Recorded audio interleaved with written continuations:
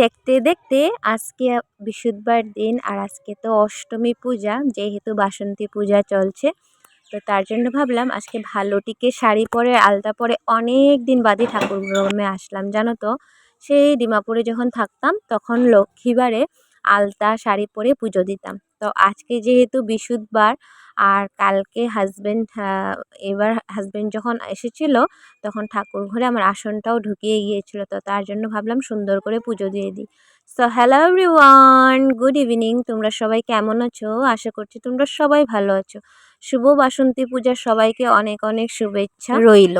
সবার প্রথমে ঠাকুর ঘরে ঢুকে ঠাকুর ঘর পায়ে পরিষ্কার করে নিলাম, কারণ আমার ঠাকুর ঘরে ঝাড়ু নেই, তো আমি একটা গামছা দিয়েই পরিষ্কার করলাম। জানো তো, পুজোর পুরো ভিডিওটা করতে গেলে না মন দিয়ে পুজোটাই দিতে পারি না, আর মন দিয়ে যদি পুজো না দিতে পারি তখন একদমই মনে ভালো লাগে না। তার জন্য তোমাদের সাথে পুরো ভিডিওর ক্লিপটা তোমাদের সাথে শেয়ার করতে পারি। আর জানো তো, আগে যখন পুজোর ভিডিওগুলো শেয়ার করতাম অনেকে অনেক ভালোবাসা দিত, আমার খুব ভালো লাগে আগের কথাগুলো, যে আগে যারা কমেন্টগুলো করতো এখনও সারা কমেন্ট করে। আর আমার পুজোর ভিডিওগুলো তোমাদের সাথে শেয়ার করতে পারি না, কারণ অনেক বড় আমার পুজোর ঘরটা।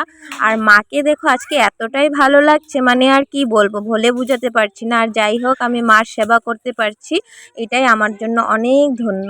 তারপর পুজো শেষ করলাম, তারপর আজকে সকালবেলা কিছুই খাইনি, আর খেতে খেতে 11টাই বেজে গেছে। আমার ভিডিওটা কেমন লেগেছে অবশ্যই কমেন্ট করে জানাবে, আর আমার যদি কিছু ভুল হয়ে থাকে এটাও আমাকে কমেন্ট করে বলবেন। এবারের জন্য আসি, সবাইকে রাম রাম। সবাই ভালো থাকবেন, সুস্থ থাকবেন, আর বাসন্তী পূজার জন্য অনেক অনেক